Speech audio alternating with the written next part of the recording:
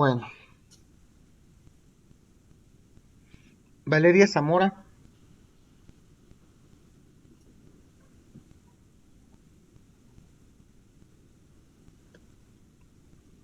Valeria Zamora. Sí, presente. Buenos días, Valeria. Tardes ya. ¿Qué vimos la clase pasada? Ah, vimos, perdón, Sin leer, ¿eh? hoy.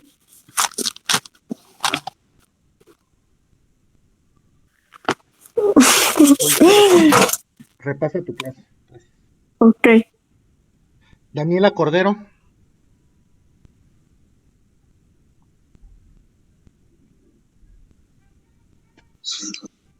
Presente, profe. ¿Qué vimos la clase pasada? La clase pasada no la tomé. ¿Pero te pusiste al corriente? Nada más vi un pedazo de la mitad. Bueno, del video, perdón. Tienen la obligación de ponerse al corriente, ¿eh? Ya lo saben. Ok.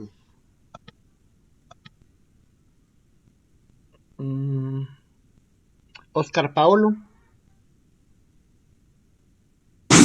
Aquí estoy, profe. ¿Qué vimos la clase pasada? Tampoco entré a la clase pasada. Qué bárbaros, jóvenes, ¿eh? Gracias.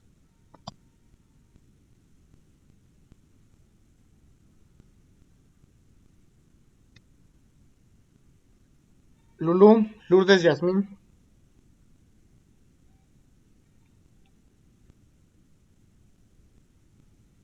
Profe, ¿puedo volver a pasar o ya no? Hoy ya no. Hoy ya tienes participación negativa. La siguiente clase, si te toca, ya preguntaremos. Lourdes Yasmín Ramírez.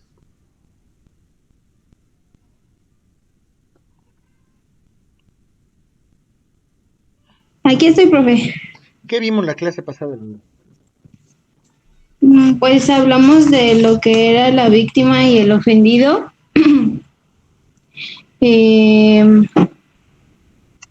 Eh, bueno, habló del punto de vista de la víctima, bueno, pero de la uno. Y yo no me acuerdo. Esa definición de la víctima a la luz de la ONU, se la voy a preguntar en el examen. Pero, ¿me la puedes explicar? Por lo menos me puedes explicar qué dice la ONU, que es una víctima.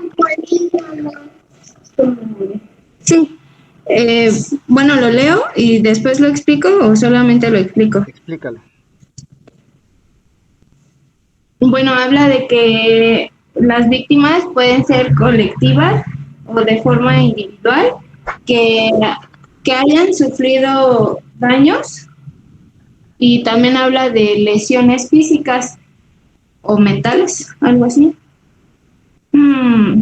Que hayan tenido también sufrimiento emocional o pérdidas financieras, que mm, en consecuencia de acciones que perturben al individuo de forma colectiva ¿Y qué son u las acciones u omisiones. omisiones? Si hablo de acciones u omisiones, entonces estoy indicando que una víctima sufrió algún tipo de daño que pudiera ser físico, mental, emocional, como consecuencia directa de una acción u omisión. Si estamos hablando de una acción u omisión, ¿de qué figura? Pues la acción es como llevar a cabo pues un movimiento, pues sí, un acto de agresión como tal que se vea, ¿no? Y la ¿Cuál es la omisión es, definición de delito que establece la ley? La de la ley. ah, Es la más sencilla de todas. ay, ya voy.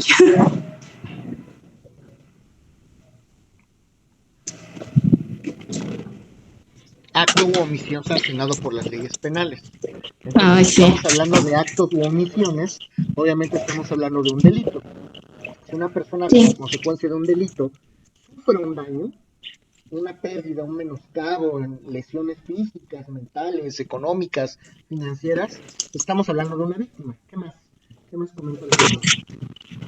Mm,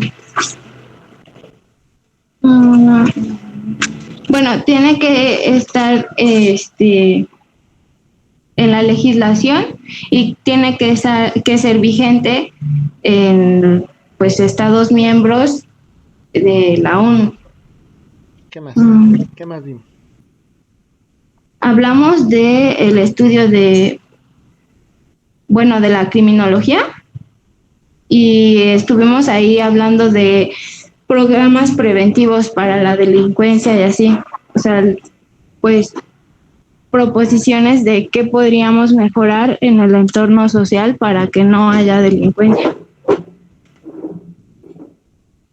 ¿Qué más? Empezamos a ver lo de la criminología A ver, clínica. antes, platicamos. Necesidades para implementar. ¿Por qué se necesitan estos programas preventivos en el campo de la criminología? Les di algunas opciones. ¿Por qué son Pues necesarias estas medidas?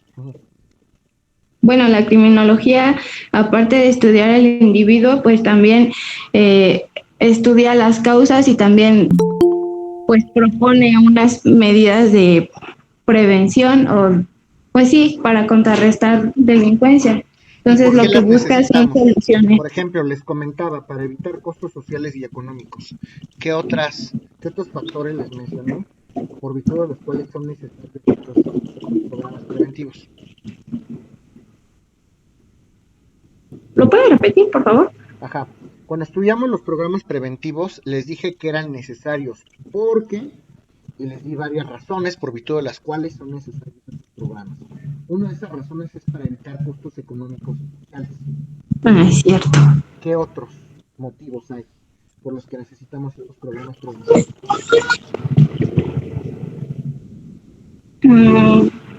Para gastos médicos también no, algo así. ¿Qué más?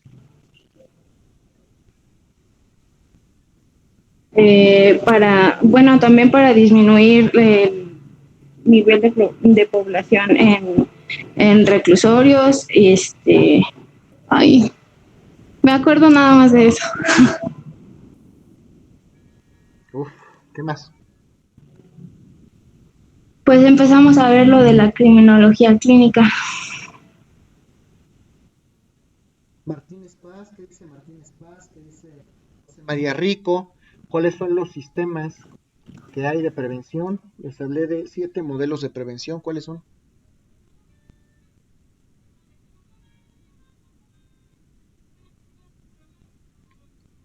La verdad es que no lo recuerdo muy bien. Gracias, Lili. Sí. Ok.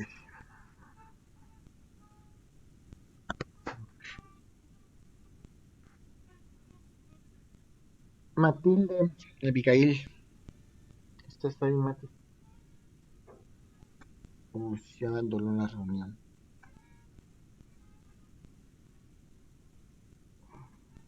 Bueno, ¿quién más? Jimena Yedani.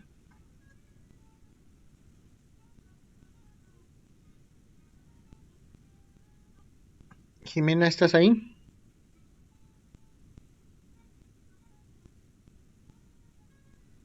Jimena.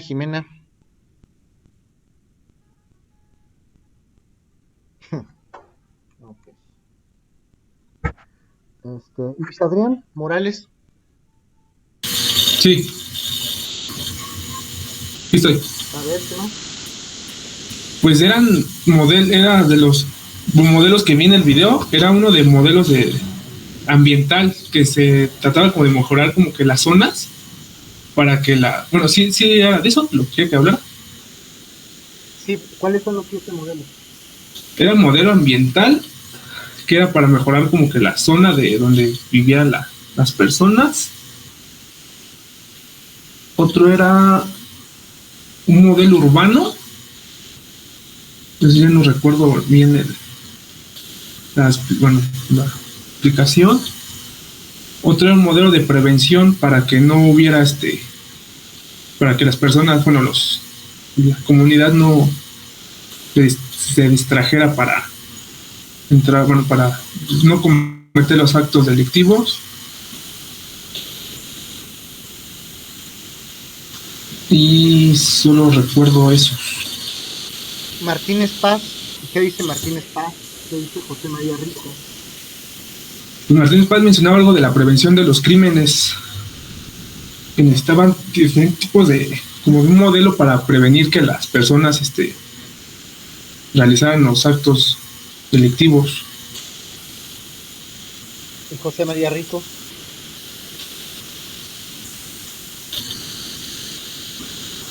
No, ese no lo apunté. Gilbert Bonemación, ¿qué dice? La cultura de la prevención del delito mencionaba algo de ese tipo, de cómo pues sí, es que era como prevención, cómo tener así como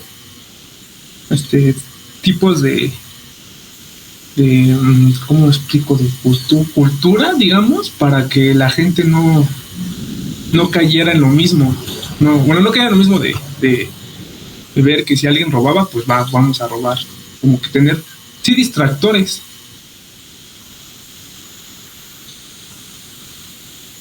¿Qué más digo? Ya después de ahí, en el video mencionado de las 3 escuelas criminalísticas, que era la clínica. Criminalísticas. ¿Es lo mismo la criminalística que la criminología? Ah, no, criminología. Perdón. No me lean, Escuelas. me doy cuenta si me leen. Escuela No estoy leyendo, es que las criminológicas, que era la clínica, la organizacional, y la otra era la una extra.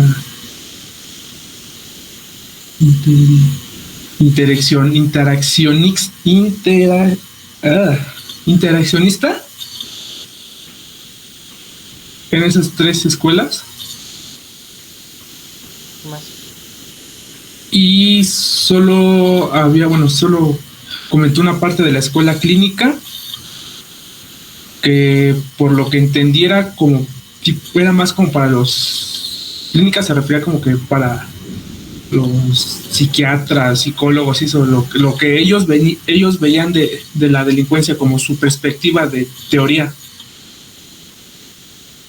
Y dio una frase que decía que el delincuente era la víctima de una enfermedad, que lo de la escuela clínica trataba como el delito como una enfermedad. Y eso hasta ahí llegó el video. ¿Alguien quiere complementar lo que algunos de sus compañeros dijeron?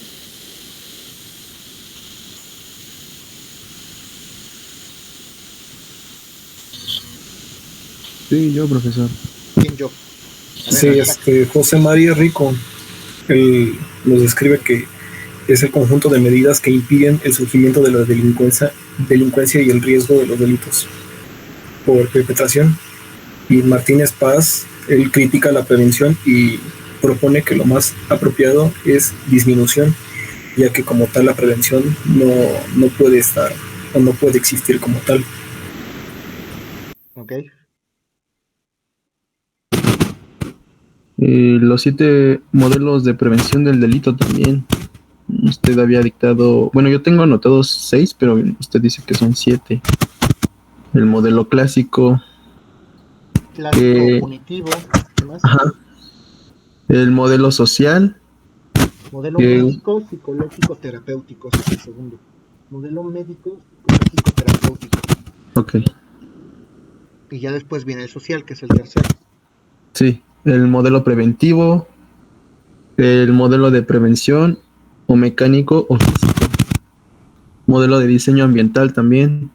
Y modelo de seguridad urbana. Exacto. Ahí ya son los 7. ¿Qué más? También lo de Gilbert, que él dice que pelear contra la delincuencia no solo significa castigar, sino también prevenir el delito, ¿no? Ese es su objetivo principal de él. Así es. Y nos quedamos en lo que es la criminología clínica. Íbamos a empezar ese tema. Esa escuela. Ok. Bueno, gracias. ¿Alguien tiene alguna duda de estos temas?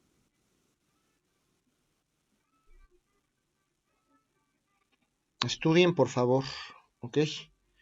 Oigan, pasando a otro tema. sus investigaciones, ¿alguien de ustedes optó por trabajarlo a manera de video? ¿Alguien hizo video? Lo del prototípico, Sí, ¿alguien hizo video? sí, mi equipo. Ok. ¿Ya lo subieron? No, todavía no, más al rato lo vamos a subir. Ok, nada más les voy a dar una lata. Los que hayan optado por la opción de hacerlo a través de un video, súbame por favor nada más el enlace, porque en otros salones creo que me saturaron el drive o no sé qué me saturaron y ahorita creo que están teniendo problemas los 3 grupos para subir sus tareas. Ahorita voy a encargarme de eso para que nada más me suban el enlace y que de esa manera podamos ver todos de qué se trata. ¿Ok? ¿Alguien más va a trabajar Ok, ya video? está bien.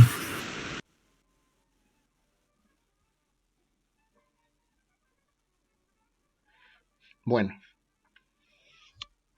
¿Alguna duda del trabajo, jóvenes?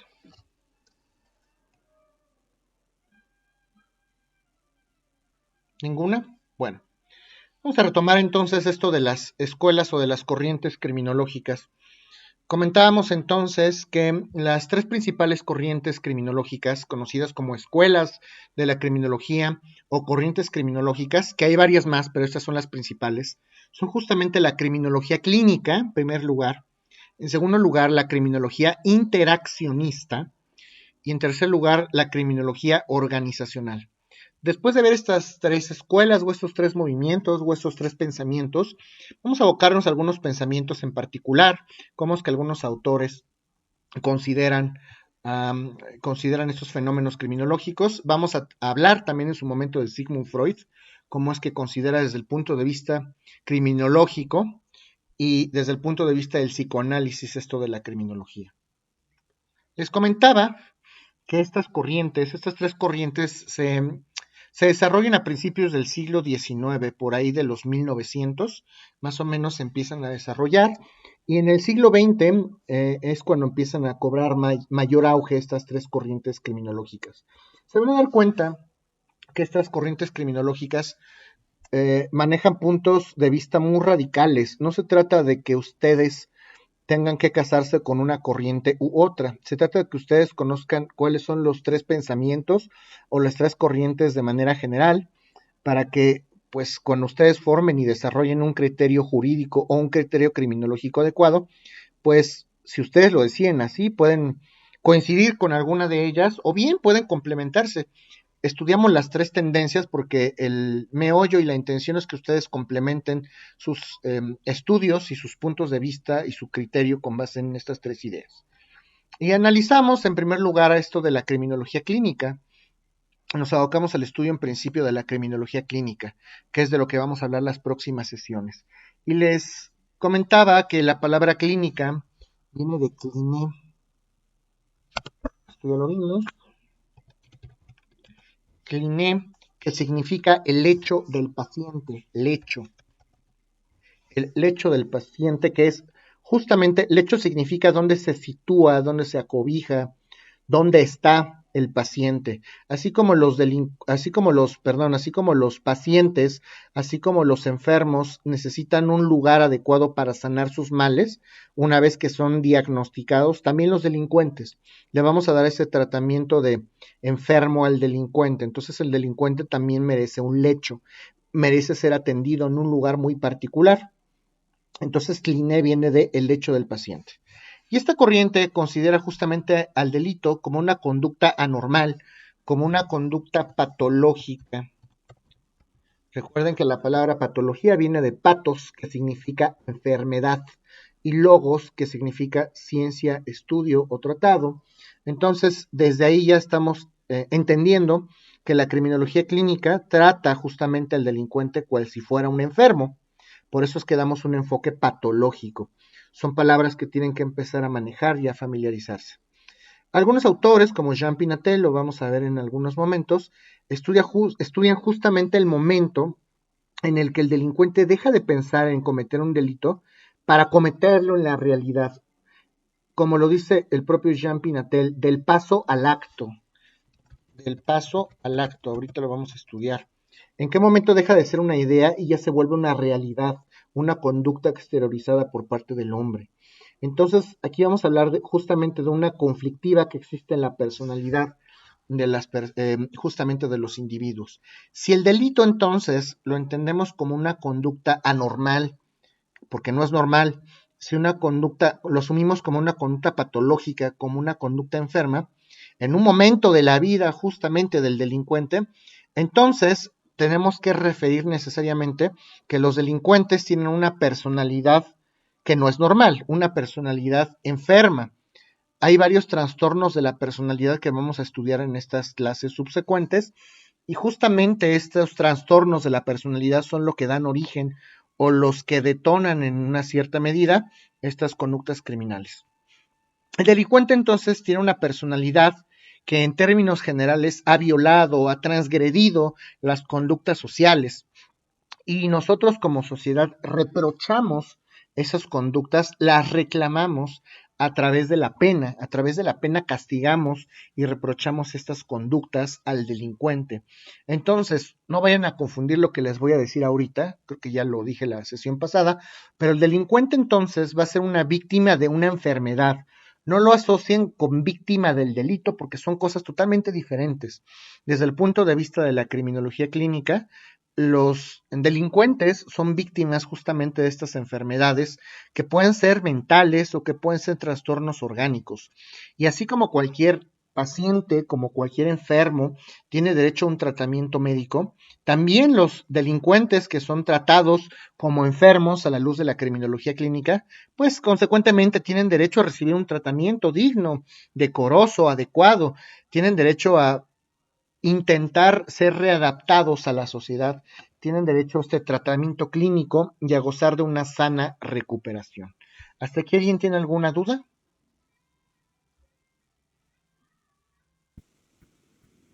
Bueno, entonces, la criminología clínica en primera instancia va a trabajar o va a basar sus ideas en el conocimiento de la personalidad del delincuente. Vamos a hacer mucho hincapié en estas sesiones en la descripción de la personalidad del delincuente. Seguramente les va a servir de apoyo para los trabajos que están realizando. Y ahora sí, vamos a referir al propio Jean Pinatel, que se los estoy escribiendo en el chat, al propio Jean Pinatel. Estudia famoso momento o estos famosos momentos del paso al acto. ¿En qué momento una persona piensa en transgredir una norma penal? ¿En qué momento yo estoy pensando robar, matar, violentar, violar, despojar? ¿En qué momento estoy pensando en eso? Una cosa es que lo piense y otra cosa es que lleve a cabo esta acción. Eso es justo lo que estudia Jean Pinatel, del paso al acto. ¿En qué momento deja de ser una simple idea para volverla una realidad, para ejecutar y exteriorizar una conducta? Y con eso, pues hablamos de las conductas y de las ideas criminales. Y vamos a hablar de otro autor que responde al nombre de Milutinovic. Milutinovic, así como se los anoté en este momento en el chat. Milutinovic. Milutinovic va a hacer una serie de estudios referentes o en torno a la criminología clínica. Y él estudia, Milutinovic es de la idea de estudiar a cada criminal de manera individual. Hay que estudiar a la luz de la criminología clínica cada caso concreto. No podemos estudiar el fenómeno de la delincuencia ni de la criminalidad desde el punto de vista colectivo, desde el punto de vista en conjunto. Tenemos que estudiar cada caso de manera individual. Cada delincuente comete un suceso o provoca un suceso particular. Ningún caso es igual y desde el punto de vista de Milutinovic tenemos que estudiar cada caso de manera aislada y pormenorizada. Y Milutinovic también trata de dar un enfoque, por eso es que se le considera como un criminólogo clínico, una famosa palabrita que ya también la habíamos platicado, biopsicosocial. Hay que darle un enfoque biopsicosocial al estudio del delincuente. Si hablamos de la palabra biopsicosocial, es que estamos estudiando el delincuente desde 3 puntos de vista. Desde el punto de vista biológico, desde el punto de vista biológico, desde el punto de vista psicológico desde el punto de vista psicológico y desde el punto de vista social. Entonces, desde el punto de vista de Milutinovic, hay que estudiar al delincuente de manera integral. No podemos estudiarlo con un solo aspecto. Tenemos que abordarlo o tenemos que estudiar su comportamiento desde varios puntos de vista. Desde el punto de vista biológico, justamente, y psicológico, vamos a tratar de reunir estas ideas en la criminología clínica. Por eso es que a Milutinovic también se le considera como un criminólogo clínico. Ya estamos hablando de trastornos biológicos, mentales y de enfermedades. Esto es un estudio integral. Y además, la criminología clínica va a tener tres momentos. Si hablamos de criminología clínica, vamos a hablar de tres momentos muy específicos. Número 1,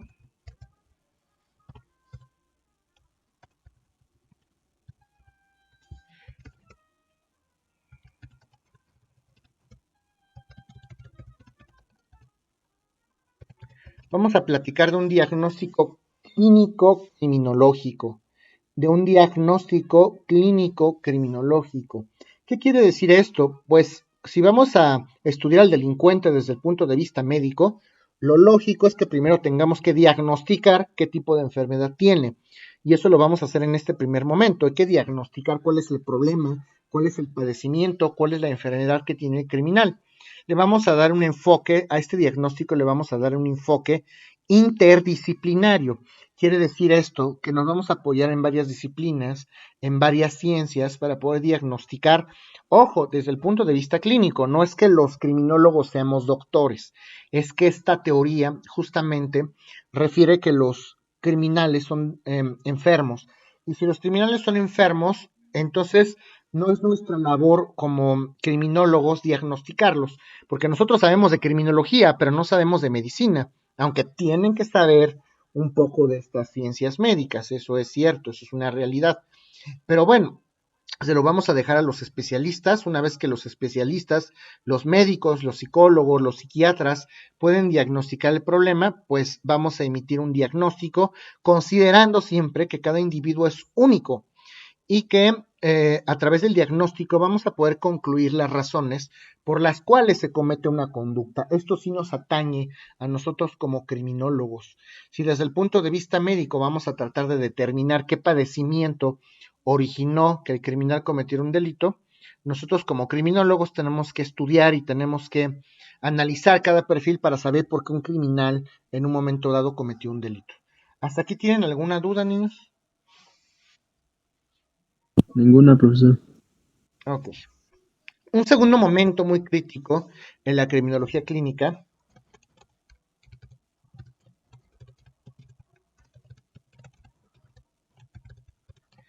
es el tratamiento individual y familiar.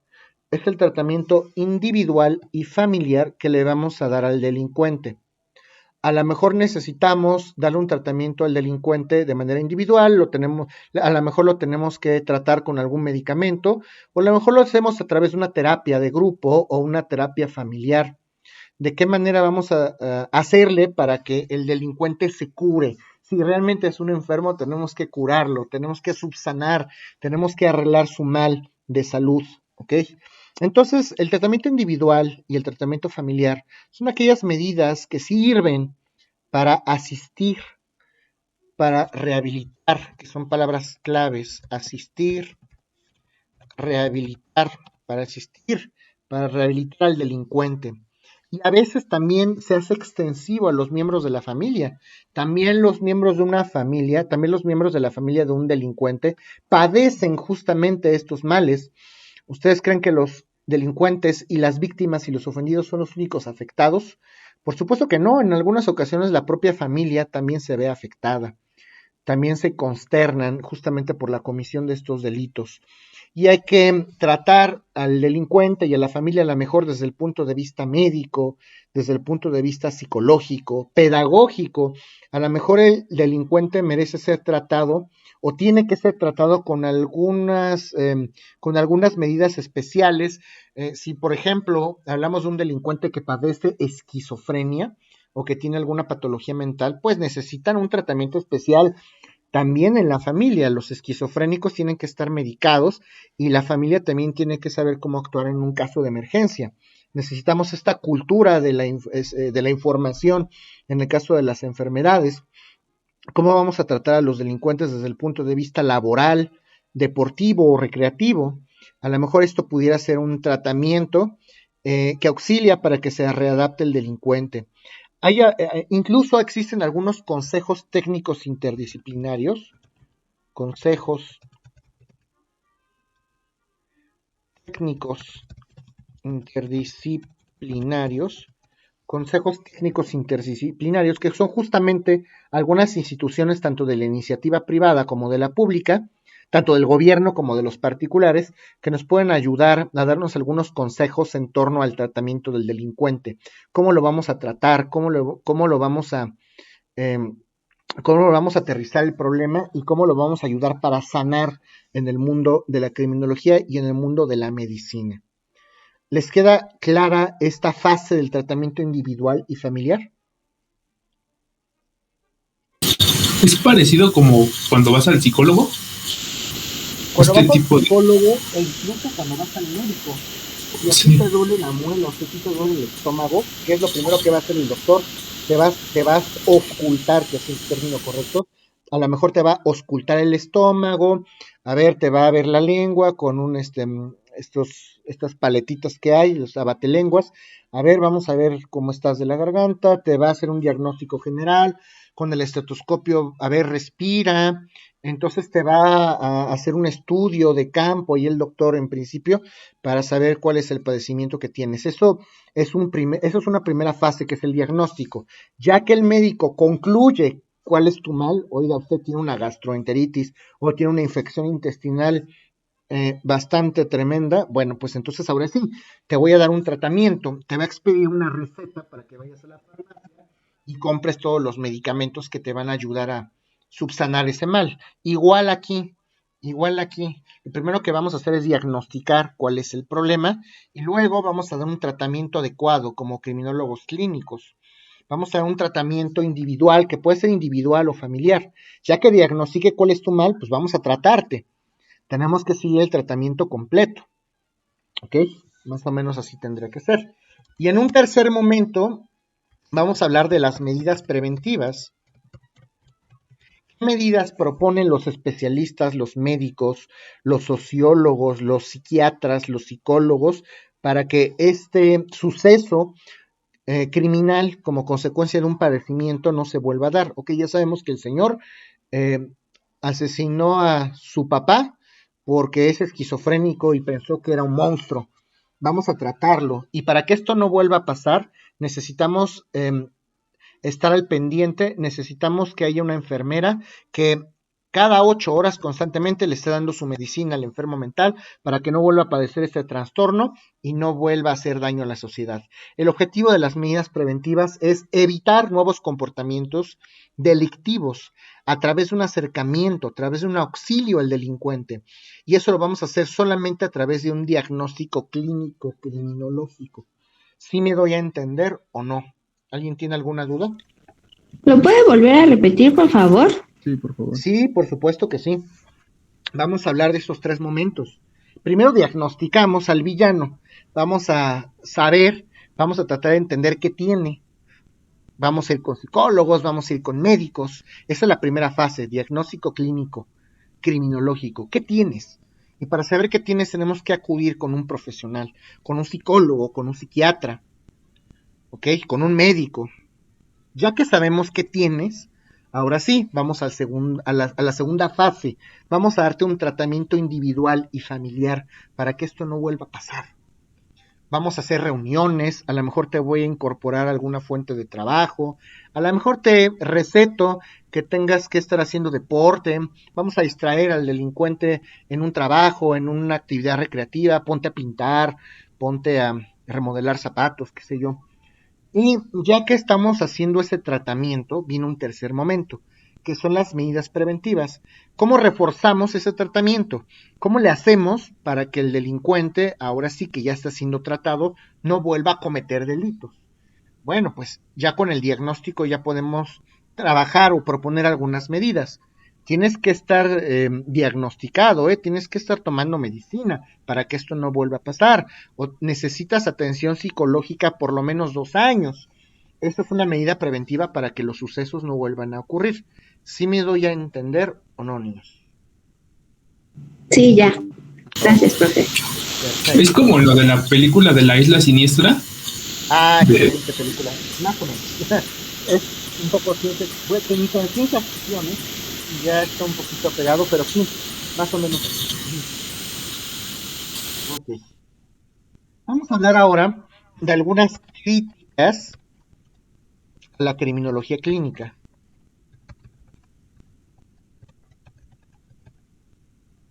Como todo en la vida, no todo es maravilloso en la vida de la criminología clínica. Hay críticas muy serias que hacen algunos autores en torno a la criminología clínica. Para empezar, la primera crítica que se hace es que la criminología clínica solamente analiza o considera al delincuente desde el punto de vista médico. Solamente se asumen cuestiones médicas, pero perdemos de vista las variables sociales. Las variables sociales. A ver, el delincuente sí puede que sea delincuente por razones médicas, pero no es lo único, No es lo único criminología clínica. También hay otras causas por virtud de las cuales el delincuente puede ser un delincuente, como el entorno social, como su familia, como sus amigos, como la falta de dinero, como las condiciones económicas. Entonces la primera crítica a la criminología clínica es esta, que solamente toma en consideración las causales clínicas, médicas, y deja de lado todas estas variables sociales o económicas incluso. Esa es la primera crítica que se hace a la criminología clínica. ¿Okay? La segunda crítica que se hace es que solamente podemos atender al delincuente, solamente podemos atender y darle una atención adecuada al criminal, solamente podemos diagnosticar y atender a aquellos criminales que son procesados. ¿Qué pasa si un delincuente anda por ahí asaltando y haciendo daño a la gente, pero a ninguna personita se le ha ocurrido plantear una denuncia? Y si ya no planteé mi denuncia, el Ministerio Público ya no va a investigar la comisión de ese delito. Y si ya no se investiga, pues ya no se puede procesar. Si no se procesa, no va a haber un juicio. Y el juez no puede dictar una sentencia donde le sugiera algún tipo de medidas o de tratamiento al delincuente. Esa es una segunda crítica. A ver, pues solamente son tratados aquellos delincuentes que son sujetos al proceso penal, aquellos que llegan hasta el final del camino. Y aquellos que no son procesados, ¿qué? ¿No los podemos atender? ¿Los vamos a olvidar? Esta es otra crítica muy seria que se hace a la criminología clínica. ¿Sí está claro esto? Sí. Sí, profe. Ok.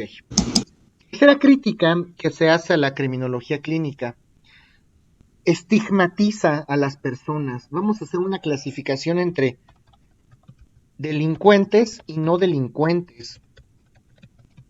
Prácticamente hablamos de etiquetar a las personas. ¿Es justo? ¿No es justo? Porque socialmente sí hay una repercusión.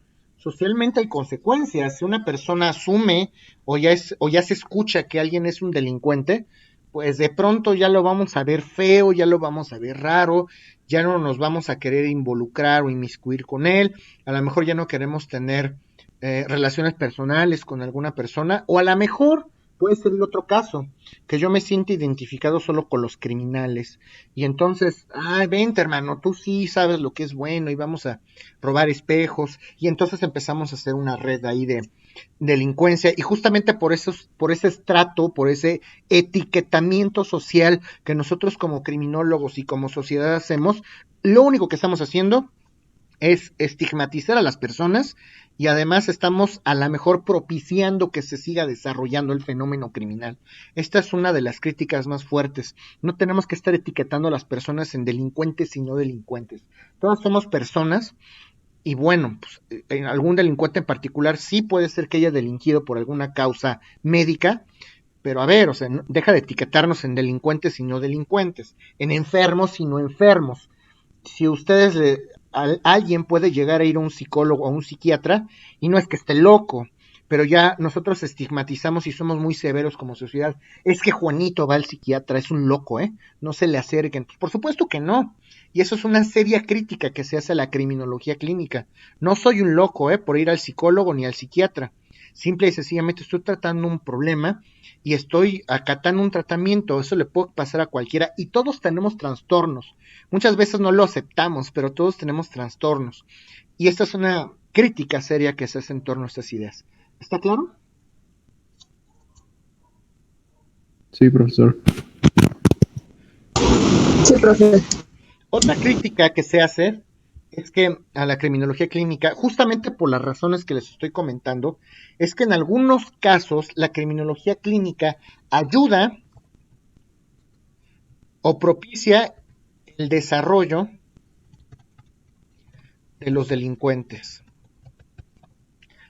Muchas veces las ideas de la criminología clínica, el hecho de tratar a una persona como un enfermo, como un delincuente, en vez de ayudarlo, lo perjudica. Ya me siento mal, ya me siento etiquetado, ya me siento desdeñado de la sociedad, ya me siento como el patito feo, como el apartado social, y eso lo único que va a ocasionar es que pues realmente cometa conductas que son antisociales y que vulneren a todo el Estado.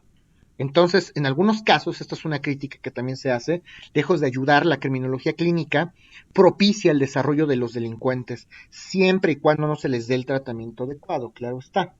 ¿Ok? ¿Está claro esto?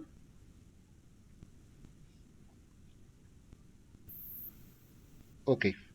Otra crítica que se hace es que cuando estudiamos la historia y la personalidad del delincuente, cuando estudiamos la historia y la personalidad del delincuente, siempre, ¿por qué los criminólogos clínicos siempre tienen que hacer eso? Siempre cuando estudiamos la personalidad y la historia del delincuente, siempre tenemos que asociar estos fenómenos con la peligrosidad.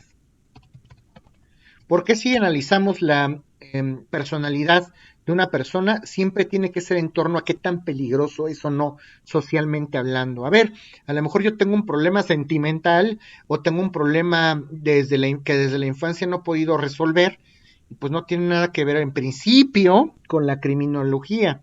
Pero la criminología clínica lo que hace siempre es asociar estos fenómenos, el análisis del delincuente, su historia, con qué tan peligroso es, y no necesariamente tiene que ser así. A lo mejor está teniendo una carencia, un dolor, y nosotros pues lo único que estamos haciendo es etiquetar qué tan peligrosa es o no una persona. ¿Está claro?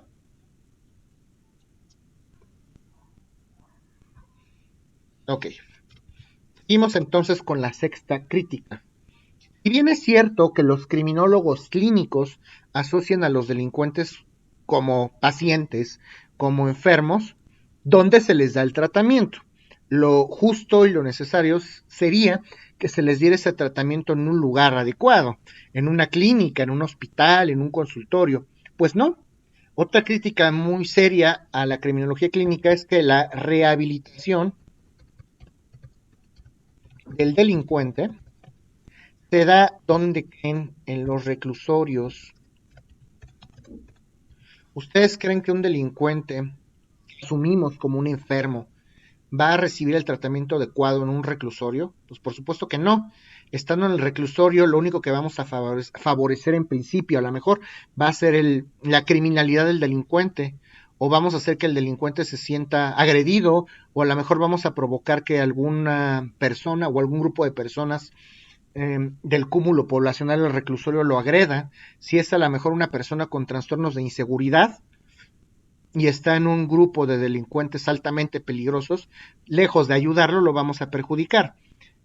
El lugar correcto para que un delincuente considerado como enfermo se rehabilite no es necesariamente en un reclusorio, y eso es algo que consideran muchos criminólogos clínicos, que esos, por ejemplo, propio César Lombroso, lo vamos a ver más adelante, considera que el tratamiento adecuado es la pena. Oye, a ver, si una persona tiene un trastorno mental, tienes que tener el trastorno mental a lo mejor con medicamentos, no metiéndolo en la cárcel.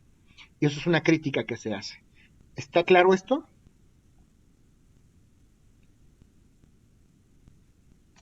¿Alguien tiene alguna duda? Profesor, bueno, una pregunta ahorita que mencionó lo de que todos los delincuentes lo llevan al reclusorio, es todos los que cometen bueno, los que tienen un problema mental van a otro lugar o los meten igual. Es que fue donde ok. me quedó la duda. Por supuesto. Esta es una crítica que se hace a la criminología clínica, tomando en consideración o tomando como premisa básica que todos los delincuentes son enfermos mentales, que todos tienen una enfermedad. Si todos tienen una enfermedad, entonces le decimos nosotros a la criminología clínica, a ver, pues destina un lugar adecuado para tratar a todos los delincuentes, porque tú asumes, criminología clínica, que todos son enfermos. En la realidad, en nuestros días, los delincuentes que médicamente, que clínicamente han sido diagnosticados con un trastorno mental, pues no los llevan al reclusorio. Naturalmente los llevan a un sanatorio mental.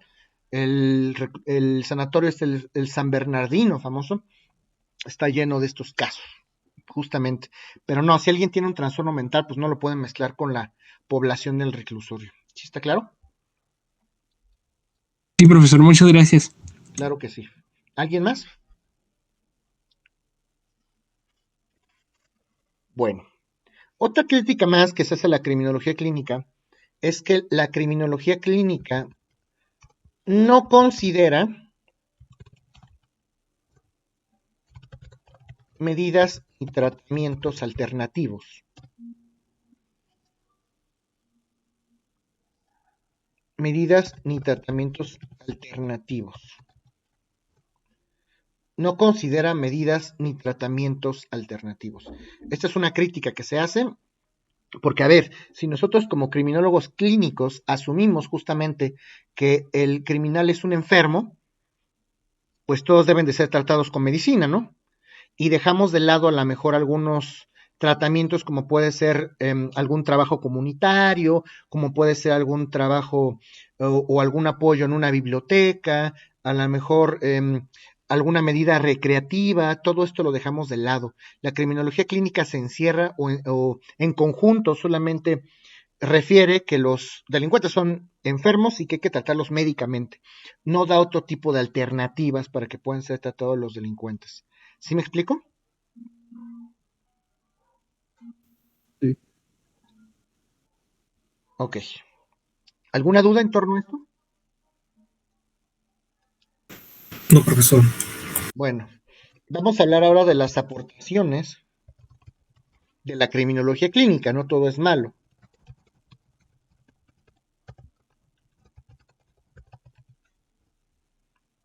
Aportaciones de la criminología clínica. ¿Qué hay de bueno? Porque no todo es malo. ¿Qué cosas buenas tiene la criminología clínica? Número 1, si nos referimos a un individuo, a una persona, la criminología clínica va a abocarse al estudio de una persona en lo particular. Hay otras escuelas, como la interaccionista, por ejemplo, que sugieren que estudiemos al fenómeno de la delincuencia desde el punto de vista colectivo o social, que esa es una crítica justo que se hace la interaccionista, ya lo vamos a ver en su momento. Pero hablando de la criminología clínica, uno de los aciertos es que atendemos concretamente a cada delincuente, a cada persona. Cada persona es diagnosticada de manera individual. Vamos a conocer su historia, vamos a conocer sus antecedentes, vamos a conocer su individualidad, sus costumbres, su religión, todo lo que necesitemos. En pocas palabras, no los estudiamos en masa, los estudiamos de manera individual, como deben de ser tratados y con el respeto que deben de tener. Estudiamos justamente bajo este enfoque clínico de manera concreta a cada caso y a cada delincuente en concreto. Y eso es bueno. Es una de las cosas que se pueden rescatar desde el punto de vista de las tendencias clínicas. ¿Okay? Y eso va en torno al segundo acierto o a la segunda aportación que vamos a platicar de la criminología clínica.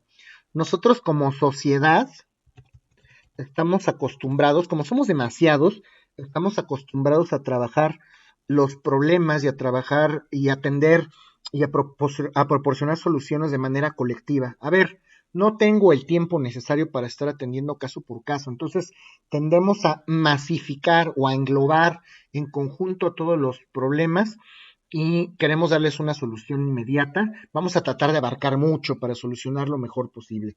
Y no, la criminología clínica justamente hace todo lo contrario, sensibiliza a la sociedad para que dejemos de estar haciendo esas prácticas, para que dejemos de estar tratando a todos desde el punto de vista colectivo. No todos, no somos una masa de personas ahí que merezcan ese trato de la sociedad.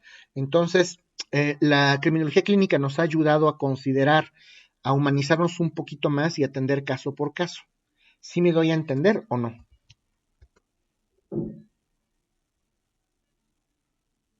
Sí, profe. Ok. Como consecuencia directa de esto que les estoy comentando, una de las aportaciones muy importantes de la criminología clínica es que esta tendencia da un enfoque humanístico al delincuente. Ya no hablamos de la persona, del asesino, ya no hablamos del ladrón, ya no hablamos de la persona que socialmente es mal vista. Estamos ya atribuyendo ciertos derechos, ciertas características, estamos atendiendo las necesidades del criminal en lo individual desde el punto de vista humano. Y gracias a estas tendencias lo que hemos logrado justamente es defender, tutelar, poner en el papel, poner en las leyes cuáles son los derechos básicos justamente del imputado o de la persona que comete el delito. Ustedes pueden ver la propia Constitución, los artículos 18, 19, 20 y 21 ya hablan justamente de los derechos fundamentales del procesado. Ya hablamos de un procesado, de un indiciado, de un imputado en diversos momentos que tiene acceso, que debería de tener acceso a derechos fundamentales, a derechos humanos. Ya estamos hablando de la persona, no del delincuente estigmatizado. ¿Sí está claro esto o no? Sí, muy claro. Ok. Sí. Una cuarta aportación, que es de la criminología clínica, es que si bien es cierto que a través de las tendencias criminológicas estudiamos la personalidad del delincuente, eso es, a lo mejor eso se considera como un desacierto también, porque no solamente tendremos que estudiar la personalidad, ya lo referimos, pero bueno, si ya estamos en este camino de la criminología clínica y ya estamos estudiando la personalidad del delincuente, lo cierto es que los criminólogos clínicos estudian muy bien la personalidad del delincuente. Estudiamos a la personalidad del delincuente desde el punto de vista integral, desde el punto de vista familiar, desde el punto de vista social, desde el punto de vista cultural, desde el punto de vista biológico, genético. Entonces, si vamos a hacerlo, lo vamos a hacer bien. Ese es un acierto que tiene la criminología clínica. Ya estamos estudiando la personalidad, vamos a hacerlo lo mejor posible. ¿Ok? Y un quinto acierto que podemos referir de la criminología clínica, como lo habíamos estudiado con el propio Jean Pinatel, es que vamos a estudiar de manera pormenorizada ese famoso del paso al acto.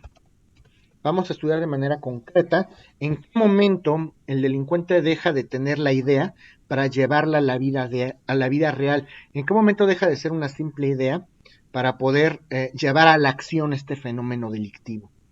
Que otras tendencias no estudian esto del paso al acto que refiere Jean Pinatel, pero en la criminología clínica sí metódicamente vamos a estudiar ese momento en el cual se torció mentalmente el delincuente, para que me lo entiendan en palabras cotidianas. ¿Está claro esto que los estoy comentando? Sí. Bueno, vamos a platicar y aquí es donde vamos a ver casos y figuras concretas. Estos cada vez se podría poner un poquito más interesante si les gustan estos temas. Vamos a ver cuáles son los principales exponentes. ¿Cuáles son los principales exponentes de la criminología clínica? Y primero tenemos que hablar obligadísimo del señor César Lombroso. Evidentemente vamos a hablar de César Lombroso, un criminólogo de los de antaño, de los de la escuela clásica, uno de los pioneros en la criminología.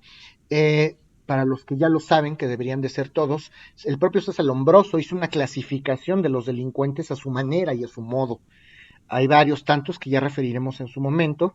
Vamos a tener que hacer referencia al loco moral, ahorita les explico por qué. Pero este señor fue de los pioneros en criminología y sobre todo en materia de criminología clínica, porque la trayectoria y los estudios de este señor lo ameritaron.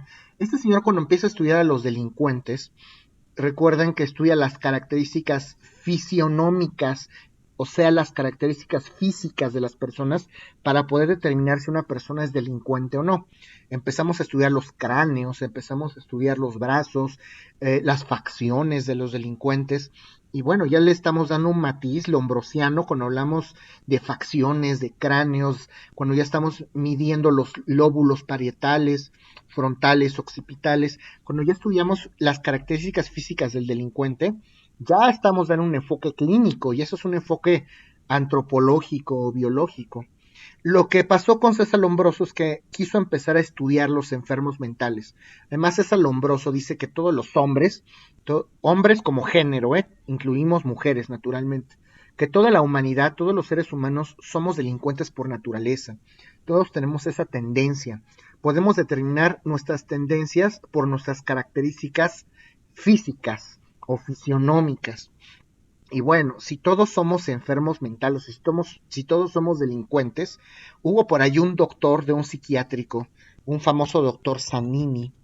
El doctor Zanini abrió las puertas de su clínica de enfermos psiquiátricos. Este señor, el doctor Zanini, era el director de un psiquiátrico y lo que hizo fue abrir sus puertas a César Lombroso. Pásale, César, aquí tienes a todos mis loquitos, a todos mis enfermos mentales, estúdialos como tú quieras, estúdialos a carta abierta. Y empezó a medir las características, empezó a probar con medicamentos. Todo esto muy macabro puede sonar desde el punto de vista lombrosiano. Y algunos, de hecho, no fue el único. César Lombroso instituyó una serie de estudios en esta naturaleza, en los psiquiátricos. De hecho, algunos famosos, como el propio Enrico Ferri, como el propio Rafael Garófalo, todos estos señores siguen las tendencias lombrosianas para estudiar a estos delincuentes en los sanatorios mentales, para estudiarlos en los psiquiátricos. ¿Qué podemos concluir de estas teorías lombrosianas que nos interesen a la luz de la criminología clínica? ¿Qué es lo que destaca de César Lombroso? Por eso es que César Lombroso se considera como un criminólogo clínico, por esos estudios que hacían los sanatorios mentales. A ver, si yo estoy estudiando los loquitos, pues bueno, ya los estoy estudiando desde el punto de vista médico-psiquiátrico, por eso se le considera un criminólogo clínico. Y para César Lombroso, entonces, el delito es un hecho humano. Esa es la primera característica, la primera conclusión de César Lombroso. El delito es un hecho humano. Por supuesto que es un hecho humano, es un hecho inherente a los hombres, a las mujeres, a la humanidad. No hay animales que delincan. Nosotros creamos las leyes y nosotros, qué mejor que nosotros mismos, definamos qué es lo nocivo para nuestra sociedad. Y aquellas personas que hagan algo nocivo socialmente hablando, pues son delincuentes. ¿Okay? Entonces, el delito es un hecho humano, es un acontecimiento humano desde el punto de vista lombrosiano. La criminalidad, continúa diciendo César Lombroso, la criminalidad la podemos estudiar a través de la agresión, de conductas agresivas. Generalmente los criminales agreden socialmente a todos los gobernados. Es una excepción a lo normal, es una excepción a la regla. Los criminales son una excepción a la sociedad. Son enfermos, le vamos a dar un matiz patológico. También César Lombroso habla de un matiz patológico. Si las personas agreden a la sociedad, si los delincuentes agreden a la sociedad, aquí hay algo que no está bien, esto ya es enfermo, esto ya es patológico. ¿Hasta aquí voy bien? ¿Me están entendiendo o no?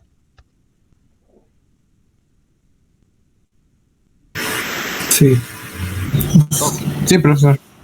Ok. Sí, profesor. Muy bien. Otra de las características que concluye César Lombroso es que los delincuentes, y esto es interesante, no tienen libre albedrío. Qué cosa tan horrorosa. No pueden ser capaces de tomar sus propias decisiones. Esto quiere decir, esto lo estudia una teoría que se llama el determinismo. Determinismo. ¿Qué es el determinismo? ¿De qué se trata esto del determinismo? El determinismo nos va a explicar que las conductas de un delincuente ya están predeterminadas.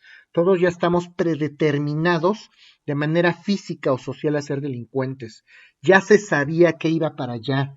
ya se le veía que iba a ser un violador, un asesino, un defraudador. No tiene control sobre sus actos porque tiene una enfermedad mental. Entonces sus conductas ya están determinadas. Estos crímenes que iba a cometer o que ya cometió el delincuente ya estaban determinados desde un principio. ¿Sí está claro esto? Sí, sí, profesor. Otra de las conclusiones de César Lombroso es que todos somos responsables socialmente. Esto va íntimamente relacionado con esto de las escuelas penales, para los que hicieron bien su investigación. Tenemos esa capacidad para asumir las consecuencias que infligimos socialmente hablando. Es decir, si nosotros violamos una conducta que socialmente está prohibida como delincuentes, ¿tenemos la capacidad para responder por eso? Se supone que todos somos responsables socialmente. Si nosotros violamos una norma que socialmente está prevista para que todos estemos bien, lo cierto es que tenemos que responderle a la sociedad. Yo cometí un acto que está afectando a todos y todos deberíamos de tener esa aptitud para hacerle frente a estas consecuencias, para responder socialmente. Por eso es que merecemos un tratamiento especial como delincuentes. ¿Está claro esto o hay alguna duda?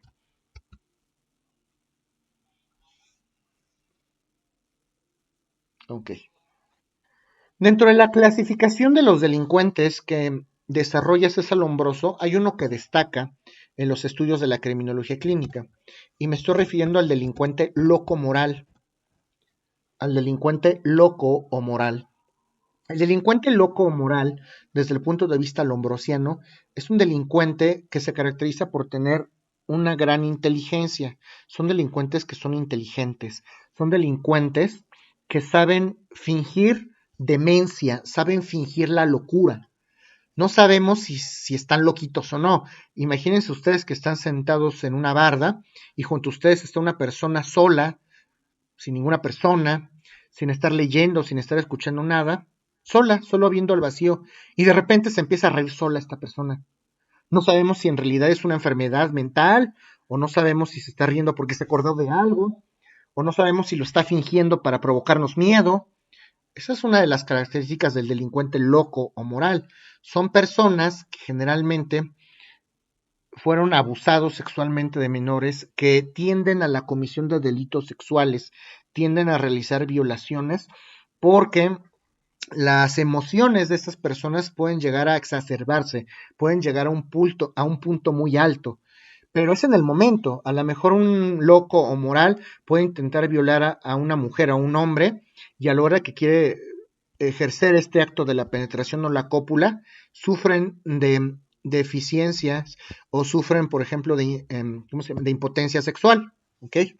Estos locomorales, delincuentes locomorales, se caracterizan por cometer delitos estos justamente como el de la violación, y a la hora de que quieren violar a las personas, pues sufren de impotencia sexual, justamente porque tienen a lo mejor algún tipo de disfunción orgánica, alguna sustancia en el cerebro pudo haber provocado, o alguna hormona pudo haber provocado ese comportamiento, y cuando van a llevar a cabo ese acto, resulta que ya no, ya se les bajó, y entonces ya tienen impotencia.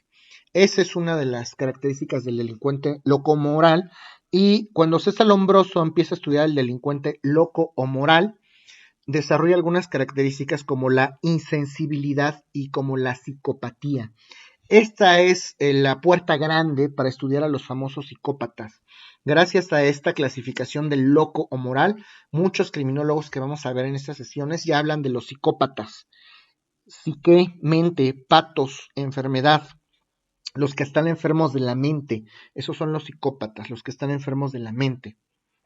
Y para terminarla de acabar, dice César Lombroso, si los delincuentes son considerados como enfermos, obviamente sí merece, todo enfermo merece un tratamiento, un diagnóstico, pero la cura o el tratamiento desde el punto de vista clínico para Lombroso a todos estos delincuentes es la pena.